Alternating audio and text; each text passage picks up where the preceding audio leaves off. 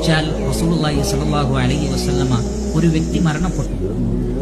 നബി സല്ലല്ലാഹു അലൈഹി വസല്ലം അദ്ദേഹത്തിന് വേണ്ടി ജനാസ നമസ്കരിക്കാൻ ഇമാമായി നിൽക്കാൻ നേരം അള്ളാഹുവിന്റെ റസൂൽ ചോദിക്കുകയാണ്, ഈ വ്യക്തിക്ക് വല്ല കടബാധ്യതയുമുണ്ടോ? സഹാബത്ത് പറഞ്ഞു, അദ്ദേഹം കടക്കാരനാണ്. നബി സല്ലല്ലാഹു അലൈഹി വസല്ലം മാറി നിന്നു, ഇമാം നിന്നില്ല. നിങ്ങളുടെ കൂട്ടുകാരന് വേണ്ടി നിങ്ങൾ നമസ്കരിച്ചോളൂ. നബി സല്ലല്ലാഹു അലൈഹി വസല്ലം മാറി നിന്നു. അത് കണ്ടപ്പോൾ മറ്റൊരു സ്വഹാബിക്ക് പ്രയാസമായി. അദ്ദേഹം പറഞ്ഞു, അള്ളാഹുവിന്റെ റസൂലെ, ഞാൻ ഏറ്റെടുത്തോളാം ആ കടം, ഞാൻ കൊടുത്തോളാം, ഞാൻ വീട്ടിക്കോളാം, നിങ്ങൾ നമസ്കരിക്കണം.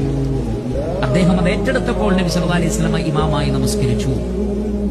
പിറ്റേ ദിവസം അദ്ദേഹത്തോട് ചോദിച്ചു, 2 ദീനാറായിരുന്നു അദ്ദേഹത്തിന് കടം, വലിയ സംഖ്യയൊന്നുമല്ല, 2 ദീനാറായിരുന്നു കടം. നബി സല്ലല്ലാഹു അലൈഹി വസല്ലം ചോദിച്ചു, താങ്കൾ അത് വീട്ടിയോ? അദ്ദേഹം പറഞ്ഞു, ഇല്ല നബിയെ, ഞാൻ മറന്നുപോയി, ഞാൻ വീട്ടാം. പിറ്റേ ദിവസം ചോദിച്ചു, താങ്കൾ ആ കടം വീട്ടിയോ? അദ്ദേഹം പറഞ്ഞു, അതെ, കടം വീട്ടിയത്. 2ാമത്തെ ദിവസമാണ് വീട്ടിയത്. നബി സല്ലല്ലാഹു അലൈഹി വസല്ലം പറയുകയാണ്, ഇപ്പോഴാണ് ആ വ്യക്തിയുടെ ശരീരം തണുക്കാൻ തുടങ്ങിയത്. ഖബറിൽ വെച്ച ആ ശരീരം തണുക്കുന്നത് ഈ കടം വീട്ടിയതിന് ശേഷമാണ്.